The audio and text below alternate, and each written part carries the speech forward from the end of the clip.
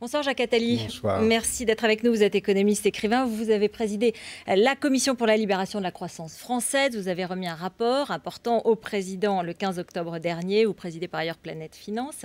On va évidemment parler de ce discours, la feuille de route du nouveau Fillon. Et on va juste avant peut-être aller retrouver Damien Fleureau à l'Assemblée nationale. Damien, comment est-ce qu'on peut résumer les grands points du discours de François Fillon ? Eh bien, Ruth, c'était un discours à l'image du chef du gouvernement, c'est-à-dire, somme toute, assez classique, sans originalité. On n'a pas vu, ici à l'Assemblée nationale, un François Fillon hyper Premier ministre qui aurait cherché à s'émanciper de Nicolas Sarkozy. Dans son discours, il y a eu parfois une tonalité assez lyrique quand il cite Victor Hugo, quand il a cité Charles Péguy, mais pas d'originalité dans sa déclaration. Ce n'est visiblement pas ce que cherchait François Fillon avec cette déclaration de politique générale qu'il a voulu inscrire dans la continuité de son action depuis 2007, depuis qu'il est aux commandes de Matignon. Et donc du coup, eh bien, les réactions, elles ont été à l'image de ce discours, c'est-à-dire assez mesurées, un peu d'agitation dans les rangs de l'opposition, forcément. Une standing ovation des députés de l'UMP, elle était attendue. Voilà, du convenu en somme pour cette deuxième intervention, discours de politique générale de François Fillon, et sans doute la dernière d'ici 2012. Merci Damien Fleureau en direct de l'Assemblée. Donc un discours de François Fillon qui répète la nécessité de la rigueur budgétaire, qui veut mettre dans la Constitution les principes garantissant la maîtrise des finances publiques et qui répète qu'il n'y aura plus de dépenses publiques pour financer la croissance. Est-ce que dans cette tonalité, vous retrouvez l'esprit de vos recommandations du 15 octobre dernier? Non, sous réserve de lire le discours, pas du tout. D'abord parce que dans ce discours, je ne retrouve pas les points essentiels de notre rapport, qui sont l'assistance sur la réforme fondamentale de l'école primaire, qui reste une priorité majeure, l'importance de ce qu'on appelle la flexi-sécurité, c'est-à-dire aider les chômeurs à se former pour retrouver un travail, ce qui marche partout ailleurs et qu'on ne fait pas en France. Vous proposez, dans ce rapport, vous proposez une sorte d'aide permanente à partir du moment où on perd son emploi et pendant toute la recherche de l'emploi. Non seulement une aide, mais un contrat de travail spécifique qu'on appelle contrat d'évolution, qui permet, en échange de ce contrat de travail, d'avoir une formation et une aide à la recherche du travail. Et ça, c'est une réforme majeure qui changera radicalement le rapport à l'emploi et au chômage dans la société française. Je regrette que le contrat d'évolution, même si le président a, au détour d'une phrase, parlé de la généralisation du contrat de transition professionnelle, ce qui pourrait être ça, sans être vraiment ça. Et qui a été répété par François Fillon aujourd'hui. Donc ça pourrait être le contrat d'évolution, mais il vaut mieux dire les choses en les disant plutôt qu'en passant un peu sous la table. Je ne vois pas non plus la réforme majeure de l'école primaire, c'est-à-dire l'autorité donnée pleine et entière aux directeurs des écoles, qui est fondamentale pour que les écoles cessent d'être un lieu de déclin du système français. Maintenant, pour ce qui est de la croissance, il faut raison garder. On ne retrouvera pas la croissance par la rigueur, même si la rigueur est nécessaire. Est-ce que néanmoins vous reconnaissez que mettre l'accent sur la rigueur et le dire peut-être clairement, c'est déjà avertir les Français de ce qui est inévitable? Non, je ne crois pas que ce soit une bonne façon de faire, parce qu'il faut dire les choses comme elles sont. Nous avons une crise financière mondiale extrêmement grave. Je voudrais qu'on sorte du discours qu'emploient le président et le Premier ministre très souvent de dire « la crise est finie ». Elle n'est pas du tout finie, elle fait à peine commencer. Donc il faut d'abord assumer ça, la crise n'est pas finie. Deuxièmement, il faut se rendre compte qu'en effet, il va falloir éviter d'être en situation de dette et de déficit. Mais pour ça, il faut dire des vrais chiffres. Si les économies qui sont annoncées ne vont pas plus loin que ce qui est annoncé, on est très loin d'être dans ce qui est nécessaire. Rien n'est fait en matière de sécurité sociale, rien n'est fait en matière de maîtrise des collectivités locales. Et le budget 2012 s'annonce catastrophique. Je ne dis pas 2011, je dis 2012. Donc c'est là où il faut être sérieux. Et puis enfin, si on ne fait que de la rigueur en France, avec la rigueur comme on vient de le voir au Portugal et ailleurs, on court à la catastrophe. Il est très urgent, et ça doit faire partie du programme d'un président de la République, surtout en charge du G20 maintenant, de proposer que l'Europe se dote d'outils de relance européenne pour compenser les difficultés de chacune des nations. Alors bon, il y a des outils de relance, c'est-à-dire que, pas plus de dépenses publiques, mais des financements à long terme pour les entreprises innovantes, notamment, c'est un des éléments qu'a cité François Fillon. Il faut regarder les choses. Simultanément, on réduit le crédit impôt recherche, donc c'est peut-être pas forcément une... Alors, lorsque le Premier ministre dit la croissance est supérieure à 1,5% et 2%, c'est à notre portée, c'est pour bien bientôt. Oui, c'est à notre vrai portée et c'est nécessaire, c'est à notre portée. Mais si on ne fait pas 2% de croissance en 2011, ce qui ne dépend pas que de la France, et ce qui est malheureusement vraisemblable, tout l'équilibre du budget français s'effondre. Et ce n'est pas 25 milliards d'économies qu'il faudra trouver, c'est 30 ou 35. C'est bien plus lourd. Et ça, les marchés, c'est-à-dire les prêteurs, je rappelle que les 2 tiers de la dette française est détenue par des étrangers, nous le rappellerons, comme ils l'ont rappelé aux Portugais, aux Grecs, aux Italiens, aux Espagnols. Un mot sur la réforme de la fiscalité. Apparemment, et donc François Fillon le confirme, suppression du bouclier fiscal et suppression simultanée de l'ISF, qui sera remplacée par une fiscalité du patrimoine à produit constant. Et en même temps, le président dit aux sénateurs UMP cet après-midi, il n'y aura pas d'augmentation de la tranche haute des revenus. Et on se souvient que le Premier ministre vous avait dit, après votre rapport, il n'y aura pas d'augmentation de la TVA. Oui, non, mais tout ça est absolument minuscule, puisque en réalité, les enjeux sont considérables. Les enjeux, c'est qu'il va manquer, je l'ai dit, de l'ordre de 25 milliards d'euros cette année de recettes. Et là, on parle de quoi? On parle d'un bouclier fiscal à 400 millions. Et d'un ISF à 4 milliards. D'un ISF à 4 milliards qu'il faut compenser l'un par l'autre. Donc on est loin de l'enjeu. L'enjeu, c'est une vraie réforme fiscale beaucoup plus forte qui réduit l'impôt sur le travail et qui augmente massivement l'impôt sur le capital immobile. On ne parle pas non plus de réduction du coût du travail, qui est absolument centrale. On ne parle pas de l'impôt écologique, qui est absolument central. Donc il n'y a pas de vraie réforme fiscale au bout de la route. Il y a juste une amodiation à l'intérieur des grandes fortunes. Oui, mais alors concrètement, quand même, cette réforme fiscale, comment est-ce qu'elle serait la plus équitable, la plus juste pour vous, avant de toucher ces sommes-là, même dans cette dimension minuscule à vos yeux? Comment elle serait... La plus juste passe évidemment par une augmentation des tranches de l'impôt sur le revenu, par une augmentation des retours à des taux normaux pour les droits de succession, et par une augmentation de l'impôt sur la plus-value. Si on n'a pas ça, on n'a rien qui puisse être considéré comme juste. C'est comme sur la dépendance, où on a inventé un faux problème. La dépendance, vous pensez que la dépendance n'est pas un problème? Je pense que la dépendance est loin d'être un problème aussi important qu'on le dit. Ça concerne 1% du PIB français. En réalité, quand on met ce problème en avant, c'est une façon de dire attention, à l'intérieur des dépenses de santé, il va falloir caser une dépense de plus. C'est un prétexte pour faire des économies. Mais regardez les vrais chiffres. La dépendance n'est pas un problème lourd. Elle représente 1% du PIB et son taux de croissance non couvert, c'est 1% par an. Donc il ne faut pas dramatiser, loin de là. Les vrais enjeux sont bien ailleurs. Ils sont dans la croissance massive des dépenses de santé réelles et qui sont une bonne nouvelle en soi puisque notre espérance de vie augmente et sont dans une fiscalité qui est incroyablement inefficace. Alors on va revenir un peu sur la crise européenne et sur la crise de la zone euro, mais je voudrais aller vers Claude Bartolone qui est à l'Assemblée nationale. Vous êtes député socialiste bien sûr de Seine-Saint-Denis. Merci d'être avec nous.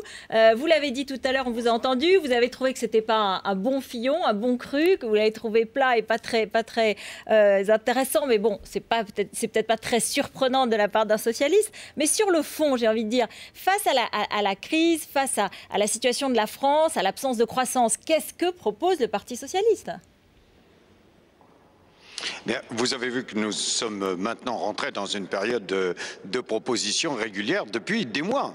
Vous avez eu l'occasion de nous entendre dès le plan de relance où nous avons fait des contre-propositions.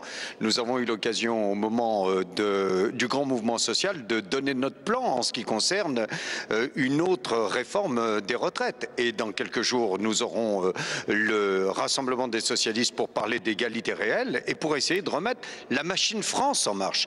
À la fois en termes d'espérance, et ce sera tout le volet éducation nationale pour changer notre système éducatif. Vous savez, aujourd'hui, je pense qu'il y a bon nombre d'adultes qui accepteraient de connaître des efforts s'ils avaient le sentiment que la vie pouvaient s'améliorer pour leurs enfants et qu'il n'est pas simplement à espérer d'hériter que de leur misère. Et c'est cela que nous allons mettre en place petit à petit dans les semaines et les mois qui viennent. Une mesure pour la croissance un petit peu emblématique. Dans votre rapport sur l'égalité réelle, il y a une augmentation générale des salaires, une grande conférence sur l'augmentation générale des salaires. Oui, on voit bien qu'actuellement, le moteur qui fait la différence de la France avec d'autres pays européens, c'est la consommation des ménages. Et si l'on veut donner à la fois une chance au train de vie des ménages et puis donner un signal à nos entreprises, il faut qu'elles puissent se dire nous pouvons compter sur des clients. On sait très bien que pour le moment, elles ne sont pas assez fortes à l'exportation, qu'il faut réussir à leur donner plus de muscles à l'exportation. Mais si ces entreprises françaises ne peuvent pas se baser sur une consommation consommation des ménages français différents, on va connaître de grosses difficultés, à la fois en termes d'investissement des entreprises et aussi d'emploi. Merci beaucoup Claude Barthelone donc, pour cette idée un peu des contre-propositions du Parti socialiste. Est-ce qu'elles sont à la hauteur, en tout cas dans ce qu'elles apparaissent à cette heure-ci? Ce qui vient d'être dit est intéressant dans certains points. Il a repris ce que j'avais dit sur l'importance de l'école. Et je suis aussi assez d'accord sur le fait que les salaires sont vraiment la variable d'ajustement. Aujourd'hui, on cherche à tout prix à augmenter la demande, on le fait par la dette, on le fait par la planche à billets, on le fait par la dévaluation, en oubliant que la plus facile façon d'augmenter la demande, c'est d'augmenter les salaires. Donc je pense en effet qu'il y a quelque chose à faire là-dessus, mais naturellement, pour que ça ne pèse pas sur les coûts, il faut que ça soit modifié par les impôts, et ça, les socialistes ne veulent pas entendre, puisque ça s'appelle la TVA sociale. Donc il est évident que pour augmenter les salaires, et il faut le faire, il faut faire basculer une partie de la fiscalité sur la TVA.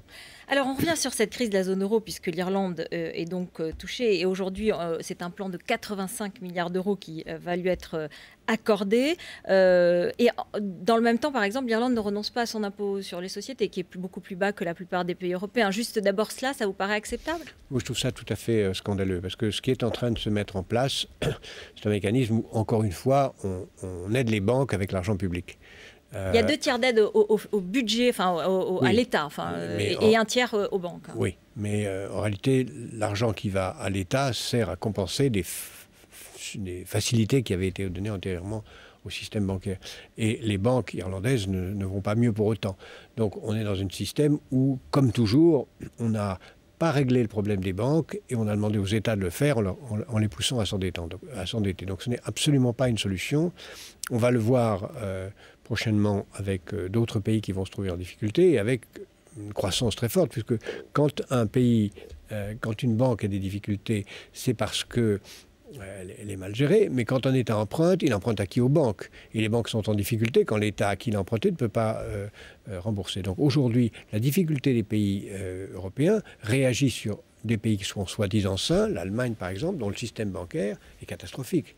Il ne faut pas croire que l'Allemagne soit le bon élève de l'Europe, loin de là. C'est un exemple, c'est l'exemple qui nous a été indiqué par le président Sarkozy et par François Fillon cet après-midi encore. Je considère que l'Allemagne est d'un certain point de vue l'homme malade de l'Europe.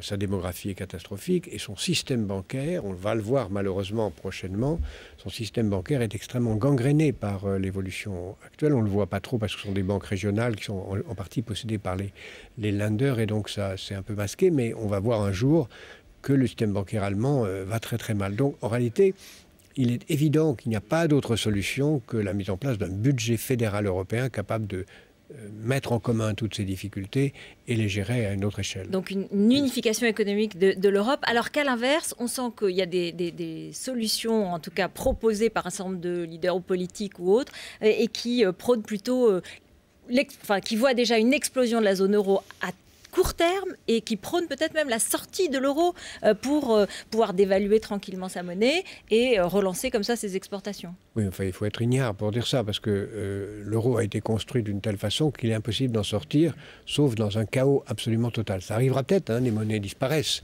et si l'euro ne se dote pas d'un poids politique, l'euro disparaîtra. Mais il disparaîtra dans un chaos que personne ne peut souhaiter, puisqu'il n'y a pas de voie de sortie, c'est exprès. Quand nous avons écrit ce traité, nous l'avons écrit pour rendre impossible la sortie, et une sortie, ça veut dire qu'on doit considérer que tous ces emprunts publics n'ont plus de valeur, on doit déclarer un moratoire général, enfin c'est un chaos total, il faut inventer des nouveaux billets qu'il faut imprimer dans la nuit sans que personne ne le sache. Ça n'a pas de sens. Ça aura peut-être lieu, mais ça aura lieu au bout d'un chaos tel que la prise de conscience de risque de ce chaos fera, j'en suis presque certain, sortir par le haut et par la mise en place d'un véritable fédéralisme budgétaire en Europe. Un mot sur l'aspect plus politique. Vous aviez un peu décrié le remaniement au sens où vous avez dit c'est pas l'essentiel, on va voir les réformes qui en sortent. On a entendu à peu près la feuille de route. Vous étiez plutôt Fillon ou Borloo, vous, personnellement? Moi, je ne suis pas concerné par cette question. J'avais simplement dit qu'il me paraissait absurde de changer de Premier ministre pendant le vote d'un budget. Je l'ai dit depuis longtemps. D'ailleurs, il n'y a pratiquement jamais de changement de Premier ministre en automne, pour cette raison-là. Donc, je trouve que M. Fillon, qui fait, dans le cadre de la politique de son président, un travail tout à fait remarquable, n'avait pas de raison d'être changé. On voit bien d'ailleurs qu'il continue la même politique. Tout à fait. Il revendique son bilan et il le continue. Et à gauche, vous avez le sentiment que Dominique Strauss-Kahn pourrait revenir et pourrait apporter un plus et dans un certain réalisme, une certaine conscience de ses problèmes? Pour l'instant, les socialistes ont mis en place une machine à perdre qui a l'air de bien marcher. On désignera le candidat le plus tard possible, on se dispute beaucoup.